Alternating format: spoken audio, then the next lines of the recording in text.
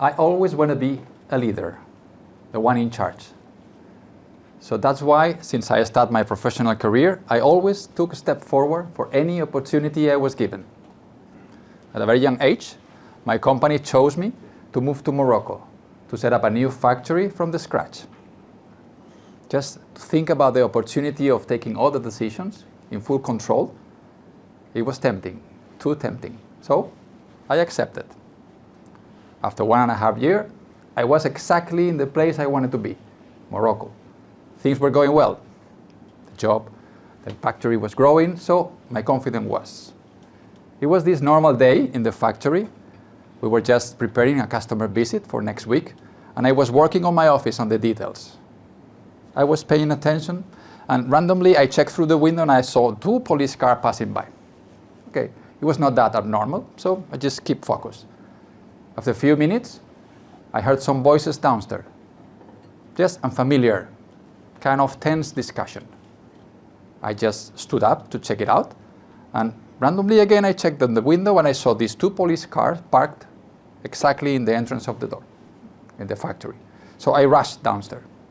When I arrived in the reception area, I saw these 3 big officers arguing with our logistic manager. They were talking in Darija, the local language. I didn't understand anything until I just interrupt and say, "Hey, what's going on?"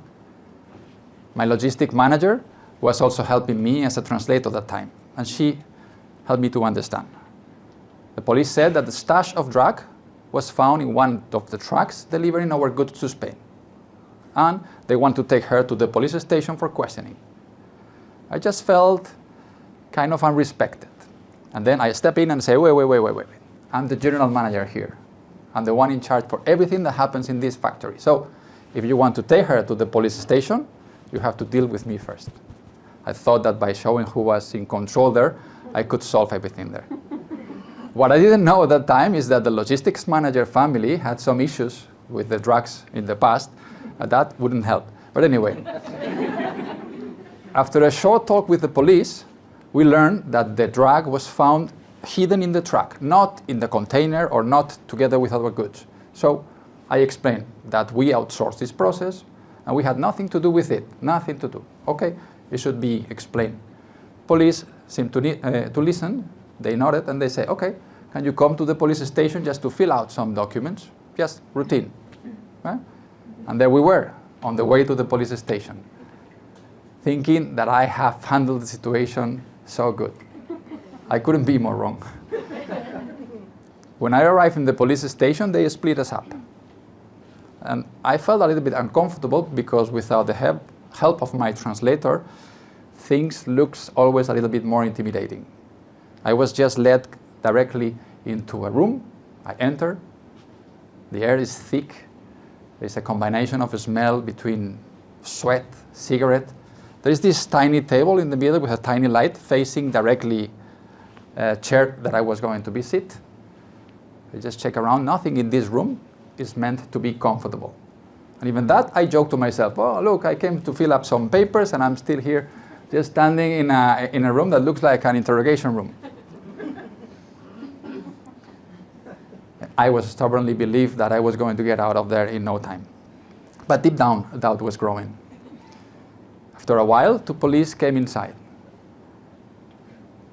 Just the light on my face was too much for my eyes that were used already for the dark light, and I couldn't see them actually. I just could see the glowing tips of the cigarettes and their silhouettes. One of them stood over me, just sit down in the front chair. Another one sit down directly on the table.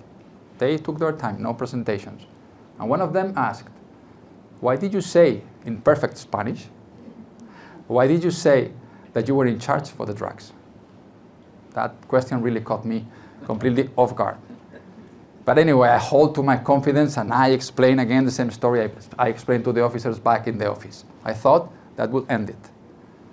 But as my eyes were adjusting to the harsh light of the room, I could see more of their faces. They look convinced? No. They really look angry. They look annoyed. The confidence I came in with was starting to disappear. Where were you when the truck was loaded? The other guy said. In the factory. I just answered quickly, almost automatically. They look at each other, and one of them blow smoke all over my face. It was like, suspicious, he said. I remember that word. And it was, is this a joke? Are they playing a game with me? Is this the normal procedure I came for? I was not sure anymore. And then it came. And where were you when the truck left to Spain with the drugs? In Valencia, I answered. It was just a coincidence I was in Spain that time, but the way that they look at each other, like if they already made up their mind, it made my heart race. And then, next question came.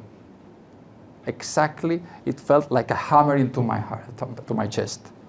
They asked, and who put the drug into the truck? The confidence, my confidence once rock solid, had completely gone, disappeared. My whole body was shaking now. I realized how alone I was.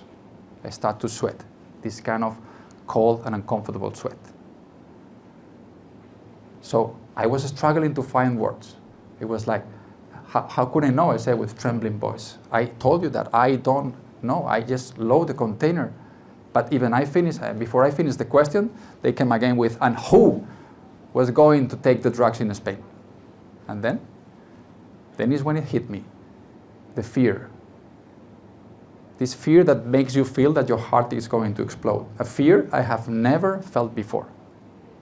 It was not a joke anymore. The movie, the Midnight Express movie, it just flashed to my brain. Were they really seriously thinking that I had something to do with it? Does anybody know I'm here? Could I end up in jail for something I didn't do in Morocco? Every thought was worse than the last. I was really terrified. But suddenly, like if my brain switched off, the fears disappear. Just these thoughts disappear. A kind of calm I was feeling washed all over my body. A moment of clarity. And then I know that I had to take control back, at least of myself. So then I sat up straighter in the chair with a confidence voice, I didn't know where it came from, willing my body to stop shaking. And I said, okay, if this is how things are going to go, I think it's best if we involve our company lawyers. They are a very well-known firm, and I'm sure that they can talk with your bosses, and we can solve things easily. It was a bluff, a desperate bluff. I didn't know if my company had lawyers, but it was all what I left. For a moment, the room was silent. They were staring at me, like sizing me up. I hold my breath. I was thinking, will they buy my bluff? The fear came back. They exchanged a glance again, but this time, it was a little bit different. I had surprised them. I surprised myself too. But after what it felt like an hour for me, suddenly the tension in the room disappeared, broke. Immediately after, one of the guys just stood with a now much more friendly face and said, okay, we'll let you go by now. Don't leave the country, just please hand over your passport and we will call you for the next steps. I was free to go. I left the police station still in shock, my hands shaking. My life felt so secure, and then in a blink of an eye, it was just hanging over the edge of a cliff.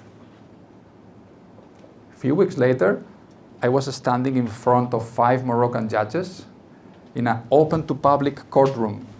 It was crowded. I was there just as a witness. At that moment, just alone there with my thoughts, I felt vulnerable.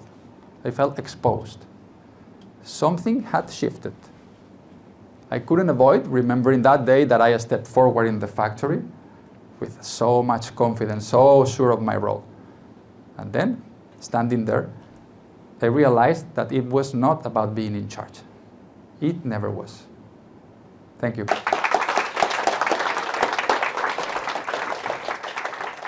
Amazing.